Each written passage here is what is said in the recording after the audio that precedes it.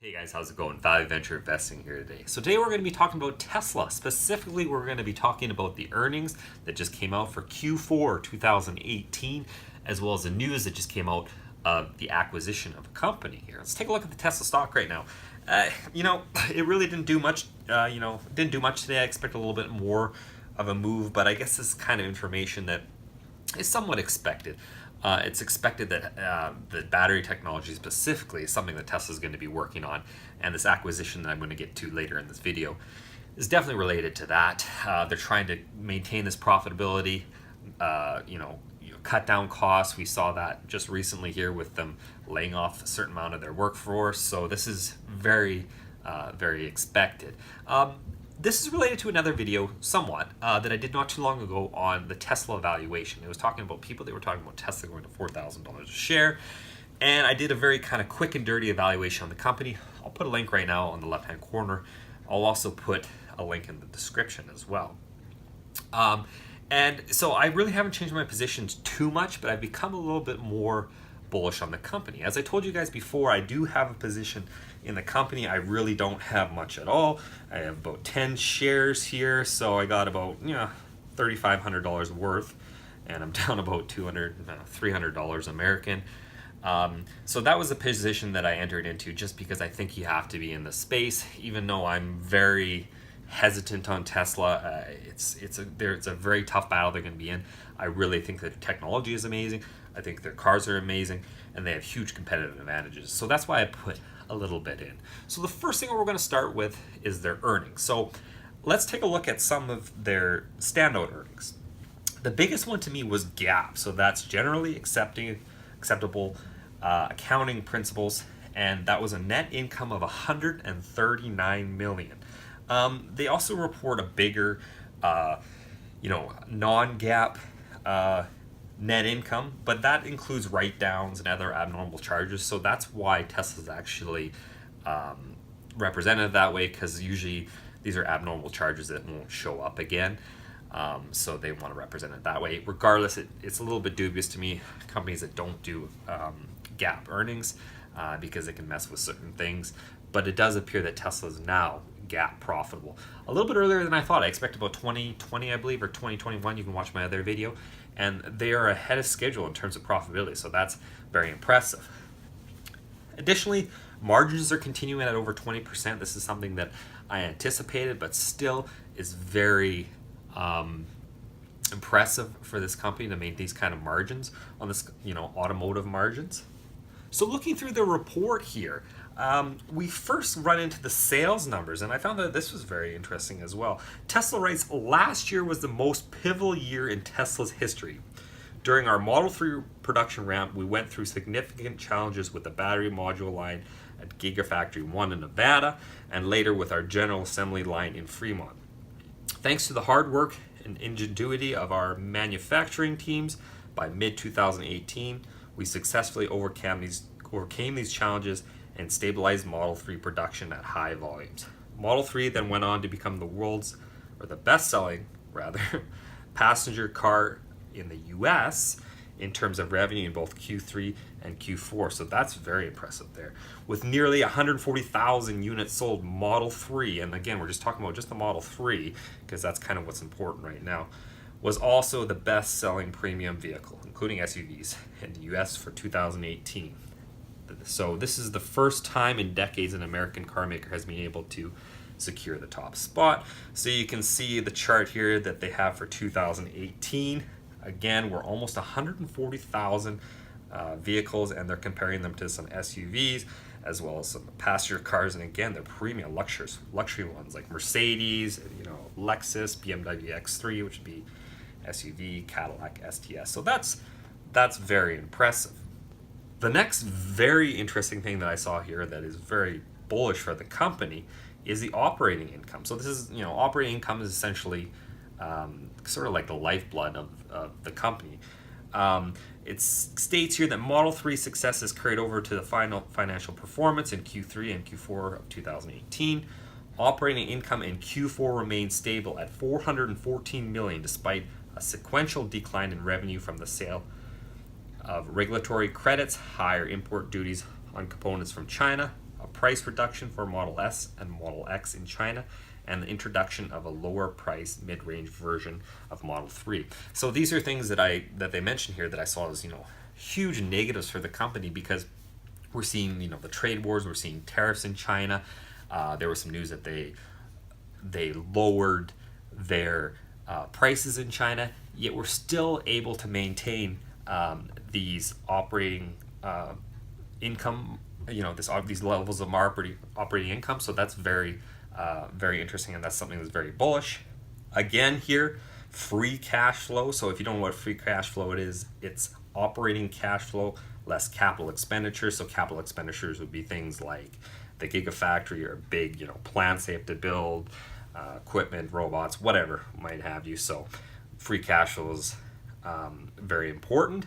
They're saying that this also improves sequentially in Q4 to $910 million. So you can see in the chart here the operating margin, and this is comparing it to other premium car makers. So one of the reasons I was so bullish is you see how the negatives here for Q1 17, Q2 17, Q3 2017, and we've just seen that operating margin skyrocket, and now is really in line with all the other luxury manufacturers. So that's something that I didn't expect to see so soon, and it just really shows how the cost cutting and the manufacturing efficiencies has really helped Tesla out. Another big issue that I saw, that was coming, was that Tesla has these convertible bonds that are due in March 2019, and they actually speak to this in here. They say in the second half of 2018, our cash position improved by $1.45 billion despite the scheduled repayment of a $230 million convertible bond in Q4. We have sufficient cash on hand to comfortably settle in cash our convertible bond that will mature in March 2019. And looking at the balance sheet here, you can definitely see that from year over year, their cash position has grown quite significantly. 2017, it was about $3.3 billion. Now we're at about 3.6, almost $3.7 billion. So you can see now why they're able to do that. And before, the concern I had was, are they going to have enough cash? Are they going to have to do another capital raise? Are they going to have to issue more shares? Or are they going to have to issue more debt? I wasn't sure they were able to do it, but now it looks like they've actually made that a reality. So that's something that's really huge for the company. In terms of some of the macro things here, the EV sales are only going up. So Tesla states here, in the past 2 years, Tesla vehicles have accounted for all of the electric vehicle volume growth in the US.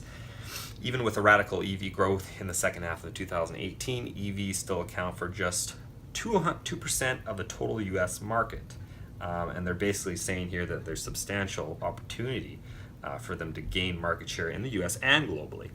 And they're saying that consumer purchases have demonstrated that EVs are becoming a preferred option, as EVs in Q4 2018 outsold hybrid electric vehicles, and they call them HEVs, I guess, in the US for the first time ever. So looking at the chart here, you can definitely see, I can't really tell from my eye, I guess because it was at the end of 2018, other EVs that have grown too much, but you can definitely see the huge increase in volumes of Tesla.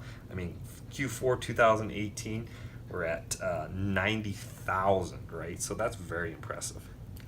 What's more here, and something that I think that is extremely important, and I really didn't, I didn't take this into account too much before, and with the expansion of the Shanghai facility in China, this could be pretty huge. You're looking at the report here. It's saying in Q4, we delivered 63,359 Model 3 vehicles to customers in North America. In January 2019, we started to produce Model 3 vehicles for Europe and China. So you saw this news. This is when we were talking about them basically having these large capital expenditures in China. And the car is now fully certified to sale in these markets. So that's huge. The market opportunity for Model 3 in Europe and China exceeds North America based on the most recent sales of mid-sized premium sedans. Model 3 was designed from the outset for a global market and shares more than 98% of its parts in common across its regional variants. So looking at the chart here, this is something that really opened up my mind here. We're talking about just Model 3 again because this is kind of what's just important right now. We've kind of seen a decline a little bit of the other vehicles because they're pushing into the more affordable segment. But we have US and Canada here. We can see is, it's over 100,000, I believe that is. Yeah. And it's showing other mid-sized premium sedans, but we don't have anything in Europe. We don't have anything in China. So you could think that, how large the China segment is, and Europe's huge too, but how big the China segment is, if we could even match what we're selling in Canada and the US, that's huge. And you see the little gray line here, that's saying it's locally produced in China. So that's basically the strategy that Tesla is going after right now, is that they're attempting to produce there for lower cost of labor, to avoid imports and, things like that with these trade wars. And it really cuts down, will definitely increase their operating margins. And that's something that's really huge that could really impact profitability. Again, another note here that I found very interesting was Model 3's production rate progressively improved through Q4, with December 2018 being our highest volume month ever. In our Fremont facility, we are now past the steep portion of the production S-curve, and we expect our production rate to continue to gradually improve. Every part of the Model 3 production process has demonstrated over a 24-hour period the ability to produce at an extrapolated rate of 7,000 vehicles per week. So they're saying by the end of the year they're expected to sustain that, I guess, on a constant basis. So a huge portion of this has been ramping up production. We've seen all these, these news stories come out about them producing them in tents. People are doubting them. They're able to do it. So that's something. The more they produce, the quicker they go. It's like a Ford assembly plant that has one come out every, minute or whatever it is. That's how you can become profitable. So the next step is to be looking at the inputs. So this is why the news came out the other day about Maxwell Technologies.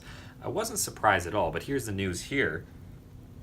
The news that broke, and this is by returners, is the U.S. energy storage company Maxwell Technologies was purchased by Tesla for $218 million in an all-stock deal that could help the electric car maker produce batteries that hold more energy and last longer at a time when it needs to cut costs and faces growing competition. So looking at Maxwell Technology stock today, it was, I think it was completely flat basically today, but wow, if you were a shareholder, we're up about 50% on that news. And again, this is going to be an all stock deal for Tesla. So again, like I said in my other video, there's going to be dilution. There's no way around it, but in the long term, I think it's probably a good thing. Continuing on here, Maxwell executives told investors in January that it had developed and patented a dry electrode technology that could significantly increase the driving range and reduce the cost of electric vehicle batteries. In a presentation, Maxwell said it would expect strategic alliances within 6 months centered around this technology. The company also makes ultracapacitors which discharge energy faster than batteries and are seen as complementing battery technology.